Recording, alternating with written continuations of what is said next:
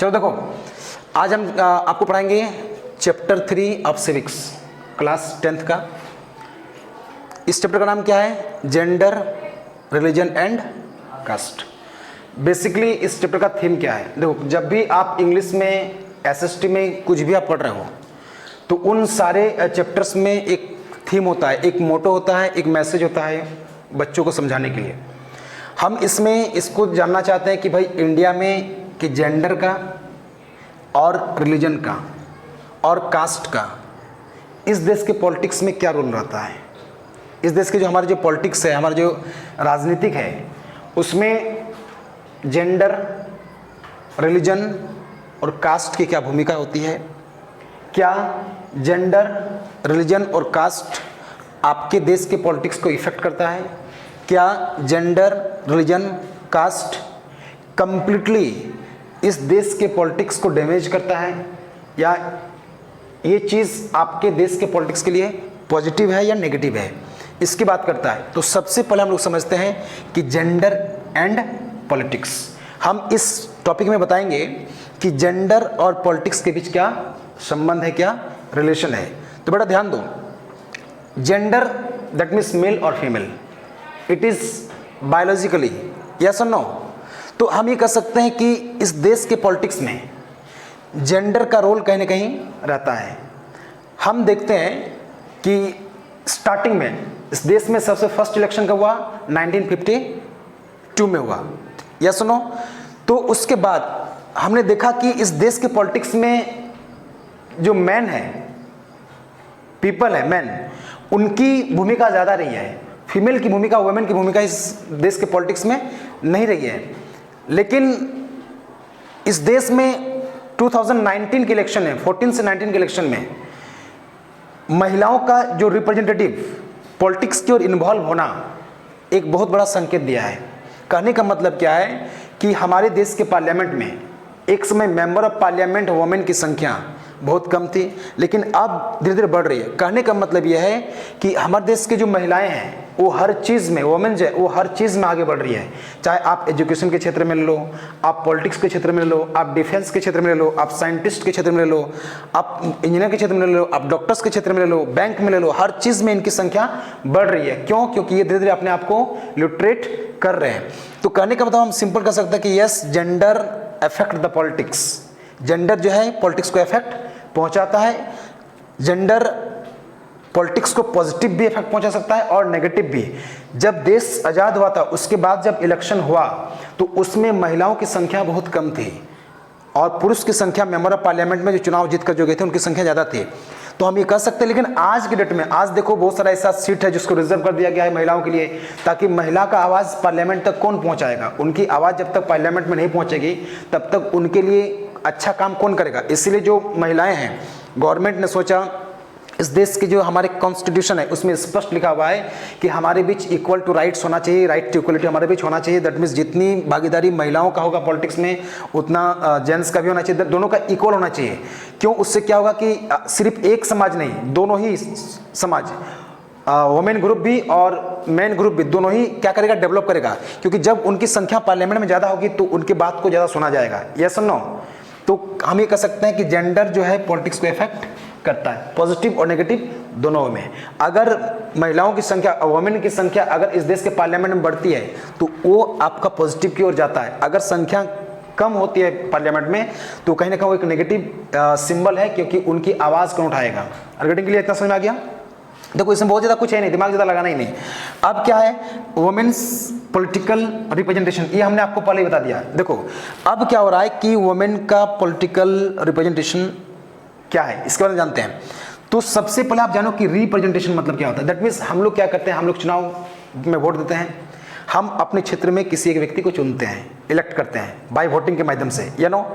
तो वो व्यक्ति हमारा कौन है? वही व्यक्ति हमारा क्या है? रिप्रेजेंटेटिव्स। क्योंकि हमारी बात को पार्लियामेंट में हो या तो स्टेट असेंबली में कौन रखता है?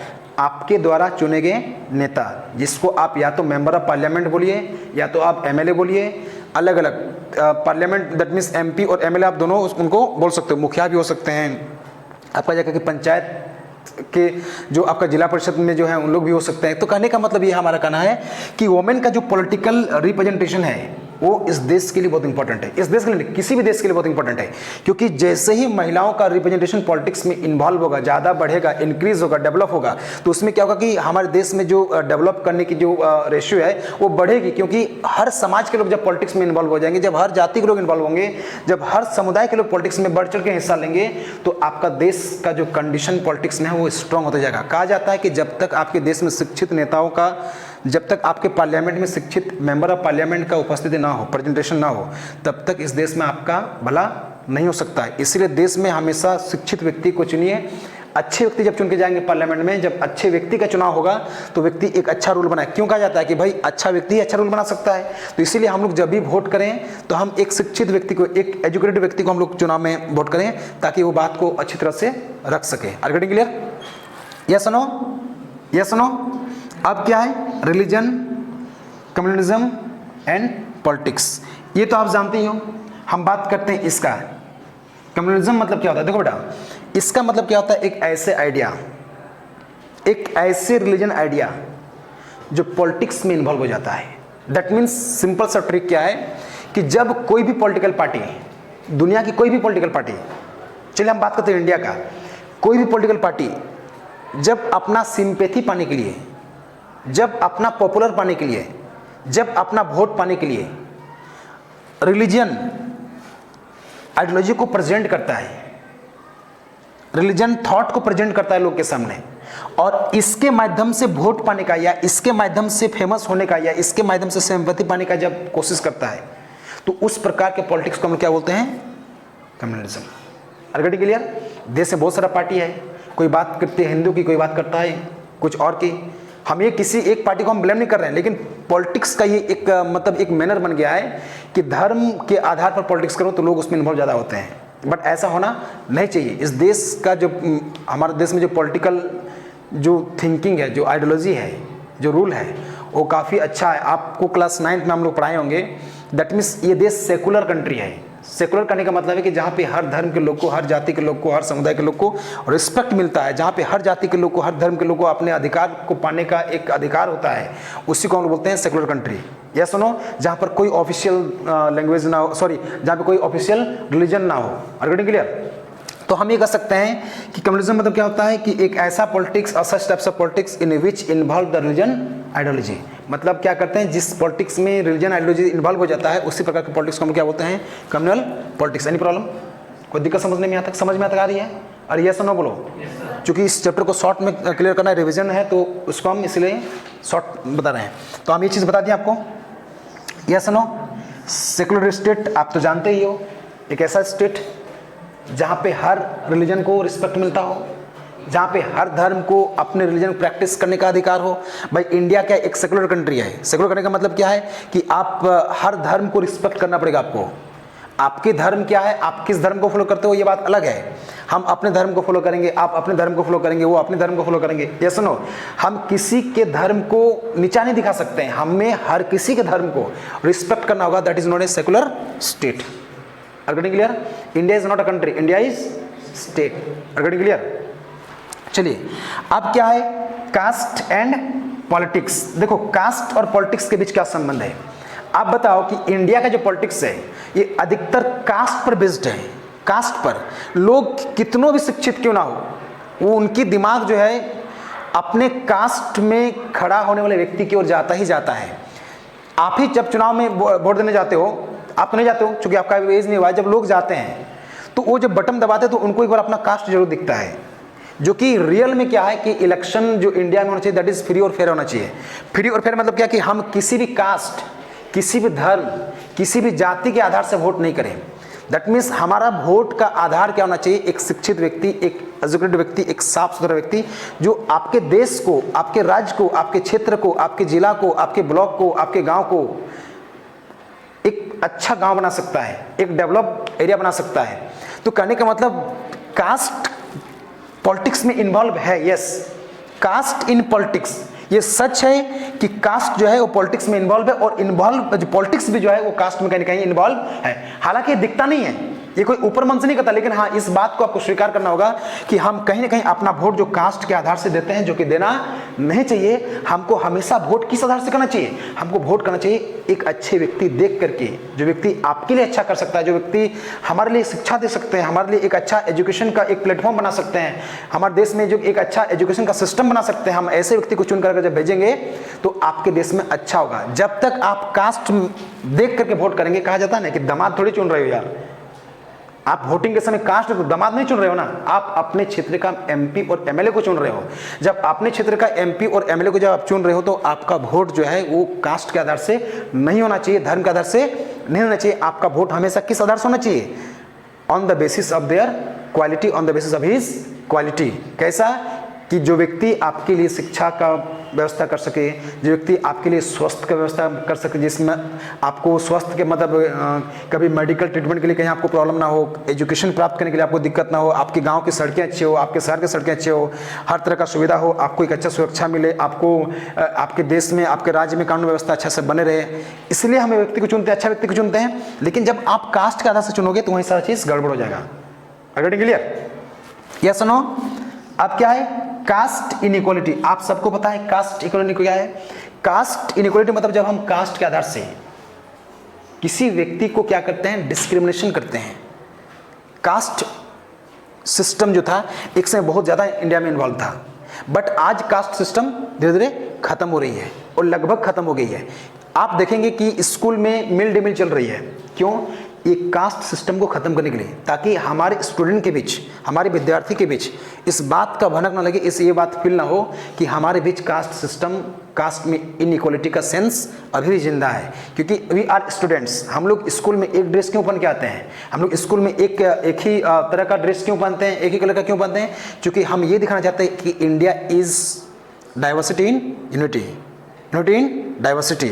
मतलब हम लोग अनेक अलग अलग समुदाय के होने के बावजूद भी, अलग अलग कास्ट के होने के बावजूद भी, अलग अलग धर्म के होने के बावजूद भी हम लोग क्या हैं? यूनाइट हैं। यही तो इंडिया की महानता है कि we are unite in diversity. अलग अलग धर्म, कितनी भाषाएं बोली जाती हैं यहाँ पे, कितना तरह का धर्म का यहाँ पे प्रैक्टिसेस होती है, कितने तरह के लोग यहाँ पर रहते हैं, कितने रिलीजन के लोग यहाँ पे रहते हैं, लेकिन फिर भी हम लोग बोलते हैं कि India is the country of unity and diversity. Yes और नो? इसीलिए कास्ट सिस्टम भी लगभग खत्म है। कास्ट इन पॉलिटिक्स, मैंने आपको बताया कास्ट इन पॉलिटिक्स, ये आपको हमने पहले बता दिया। देखो, एक कास्ट इन पॉलिटिक्स, एक पॉलिटिक्स इन कास्ट, दोनों ही अलग अलग चीज है, आपको समझना होगा। कास्ट इन पॉलिटिक्स मतलब क्या होता है कि जब आप पॉलिटिक्स, जब आपकी सोच या जब आपकी पॉलिटिकल व्यू, जब किसी व्यक्ति को आप चुनने जाते हो और वहां पे जाति देखते हो, that is caste in politics. लेकिन जितने के बाद जब हम किसी एक समुदाय के लिए, एक जाति के लिए काम करना स्टार्ट कर दें, that is known as politics in caste. जैसे मान लीजिए कि हम जीत गए, हम जीतने के बाद हम देखिए भाई आप कौन हो? अच्छा आप मेरे समुदाय के हो, आप मेरे जाति के हो, चलो आपका काम हम कर दें। आपका काम हम नहीं करेंगे। हालांकि बोलते नहीं है, लेकिन लोग का लगाव अपने कास्ट के व्यक्ति की ओर ज्यादा रहता है। ऐसा होना नहीं चाहिए, क्योंकि जब आप चुनाव जीते हो तो डेमोक्रेटिक कंट्री में आप चुनाव जीते हो, तो चुनाव जीतने का मतलब यह है कि भाई आपको व्यक्ति वोट दिया है, जाति को देकर नहीं दिया वोट ना। आपको पूरे एरिया का डेवलप करना है, पूरे एरिया का विकास करना है, पूरे एरिया का आप रिप्रेजेंटेटिव होगा, एरिया के पूरे लोग आप रिप्रेजेंटेटिव हो। दैट मीन्स क्या है कि हम दो चीज, जनता को, पीपल को कभी भी अपना जाति देखकर वोट नहीं करना चाहिए। दूसरी बात, जो हमारे लीडर है इस देश के हैं, उनको कभी जाति देखकर काम नहीं करना चाहिए कि नहीं ये मेरे कास्ट का नहीं, हम इसका काम नहीं कर सकते हैं। ऐसा होना नहीं चाहिए। जब तक इस देश में कास्ट इन पॉलिटिक्स और पॉलिटिक्स इन कास्ट खत्म नहीं होगा, ना तो आपकी एजुकेशन सिस्टम बदल सकती है, ना तो आपका कोई भी सिस्टम इस देश में बदल सकता है। कितनों नेता लोग आपके सामने प्रॉमिसेस कर दे, कोई बोलता है कि हम ये कर देंगे, वो कर देंगे। बस आप अपने क्षेत्र के नेताओं से ये पूछो कि आप एजुकेशन के लिए क्या कर रहे हो। सबसे बड़ी बात है कि भारत के जो लोग हैं ना, बहुत इमोशनल अटैच लोग हैं। ये आपके दर्द को तुरंत समझ जाते हैं। ये कहा जाता है कि ये बहुत मतलब सीधे लोग हैं। आप भीड़ में, 2 लाख की भीड़ में आंसू बहा दो, वोट आपकी तरफ पड़ जाएगी। कहने का मतलब यह है कि भाई इस देश के नेता जो लीडर चुन कर जाते हैं, उनको आपके बच्चे के बारे में, हमारे बारे में सोचना चाहिए। हम ये कहते हैं कि जब हम वोट करते हैं किसी व्यक्ति को, जब किसी व्यक्ति को वोट करते हैं तो वोट करने से पहले हमारा पहला सवाल ये होना चाहिए कि जिस व्यक्ति को हम वोट कर रहे हैं, जिस व्यक्ति को हम चुनाव में चुनने जा रहे हैं, वो व्यक्ति हमारे बच्चे के लिए, हमारे बच्चे का एजुकेशन अच्छा से प्रोवाइड कराएगा कि नहीं कराएगा, हमारे एरिया के लोग के लिए मेडिकल फैसिलिटीज़ प्रोवाइड कराएगा नहीं कराएगा, इस देश में कानून व्यवस्था, इस राज्य में कानून व्यवस्था अच्छा से बन के रहेगी या नहीं रहेगी। सवाल आपका ये होना चाहिए अपने क्षेत्र के उन लोगों से जो चुनाव कंटेस्ट करते हैं, जो इलेक्शन कंटेस्ट करते हैं। बट हम क्या करते हैं, हम जाति में और धर्म में उलझ कर रह जाते हैं पॉलिटिक्स में। जब तक आप सवाल शिक्षा को लेकर नहीं करोगे, जब तक सवाल आप शिक्षा को सुधारने को लेकर नहीं करोगे, तब तक देश का विकास किसी कीमत में नहीं हो सकते। नेता कितनों भी चिल्ला क्यों ना लें कि देश का हम विकास कर देंगे, इसको जर्मनी बना देंगे, इसको ये बना देंगे, उसको बना देंगे, बड़ा ध्यान दो, जब तक शिक्षा की सुधार इस देश में नहीं होगी, तब तक इस देश में कभी भी जो डेवलप्ड वर्ड है वो फुलफिलमेंट नहीं हो सकता है। अब बात कर लो जर्मनी का, अब बात कर लो फ्रांस का, अब बात कर लो चाइना का, उनके एजुकेशन सिस्टम को आप पढ़ो कभी। इसको लेकर हम एक वीडियो बनाएंगे कि वो आगे क्यों है। सबसे बड़ी बात यह है कि हम समझ नहीं पाते हैं, जब हमारे बच्चे, इंडिया के बच्चे जब कंप्यूटर लैब में जाते हैं, स्कूल के बच्चे जब कंप्यूटर लैब में जाते हैं, तो क्या बनाता है, वो ड्राइंग बनाता है, वो आर्ट बनाता है, वो टाइपिंग सीखता है। लेकिन यही फ्रांस के बच्चे, जर्मनी के बच्चे जब कंप्यूटर लैब में जाते हैं ना, तो वो ड्राइंग नहीं बनाता है, वो एल्गोरिथम बनाता है, वो एआई बनाता है, वो मेटा बनाता है, वो फेसबुक एल्गोरिथम बनाता है। सबसे बड़ी बात यह है, हमारे सबसे बड़ी और सेकंड थिंग क्या है कि हमारे बच्चे टाइपिंग सीख लिए तो अपने आप को बहुत काबिल समझते हैं। आपको समझना होगा कि इसी एज के बच्चे, इसी तरह क्लास के बच्चे, विदेश के बच्चे जो हैं, वो कंप्यूटर लैब में बैठ के टाइपिंग नहीं सीखता है, ड्राइंग नहीं सीखता, आर्ट नहीं करता है, वो हमेशा एल्गोरिथम पर काम करता है। यही कारण है कि जितने भी सॉफ्टवेयर, अच्छे अच्छे सॉफ्टवेयर हैं, वो इस देश के नहीं है, वो बाहर के कंपनी, बाहर के देश के हैं। आज एआई की दुनिया में, क्या एआई इंडिया में डेवलप किया है क्या? आज एआई क्यों डेवलप हुआ? क्योंकि जिसने भी डेवलप किया इस चीज़ को, उनके देश का एजुकेशन सिस्टम उस देश के एजुकेशन क्वालिटी को दिखाता है। आज क्या कारण है कि अमेरिका बहुत आगे जा रही है, आज क्या कारण है कि चाइना बहुत आगे जा रहा है, हर क्षेत्र में, टेक्नोलॉजी के क्षेत्र में बहुत आगे है चाइना। क्यों? क्योंकि उसके डेवलपमेंट से ये दिखाती है कि उसकी एजुकेशन सिस्टम कितने स्ट्रांग है। हम सबको सबसे पहले शिक्षित होना हुआ है, और हम जिसको भी चुने चुनाव में, एक व्यक्ति वो शिक्षित होना चाहिए जब आपका देश डेवलप है। कुछ लोग भाई बोलेंगे कि भाई टीचर हो तो पॉलिटिक्स की बात क्यों करें? भाई मेरा चैप्टर ही है जेंडर, रिलीजन एंड कास्ट, और ये सारा चीज़ पॉलिटिक्स की, क्योंकि इस चैप्टर को इसलिए इंक्लूड किया गया ना, क्योंकि 10th के बच्चों को ये समझ में आ जाए कि पॉलिटिक्स क्या है। 10th के बच्चे को ये समझ में आ जाना चाहिए कि हम किस तरह के व्यक्ति को चुनाव में चुने। 10th क्लास के बच्चे को ये समझ में आ जाए कि जिस व्यक्ति को हम चुन रहे हैं वो हमारे लिए कितना इंपॉर्टेंट हो सकते हैं, क्या हमारे फ्यूचर निर्माण में उनकी भूमिका होती है। तो हम इसलिए कह सकते हैं बेटा कि आप लोग भी जब वोट करोगे आने वाले समय में, क्योंकि आज नहीं तो कल आप तो वोट करेंगे ना, जब आपकी एज 18 प्लस हो जाएगी या 18 होगी, यस नो, तो आपकी वोट किसको होना चाहिए? Not on the basis of caste, not on the basis of religion, on the basis of their quality और his quality. Getting clear? Yes no? चुनाव में बड़े बड़े वादे होते हैं, देश विकास कर देंगे। भैया एजुकेशन सिस्टम को सुधारो, देश को विकास तब कर पाओगे।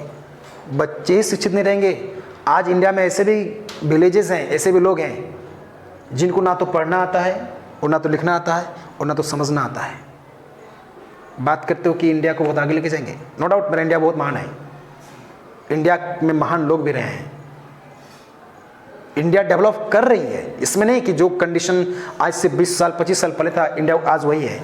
इंडिया हर चीज़ में बहुत आगे है, लेकिन जिस आधार से, जिस तरह हमारे देश में युवा है, उस तरह से इंडिया डेवलप नहीं कर रही है। इंडिया को और तेज़ी से डेवलप करना चाहिए, और इंडिया को तेज़ी से डेवलप करने का एकमात्र कारण क्या है? एजुकेशन सिस्टम में सुधार करना।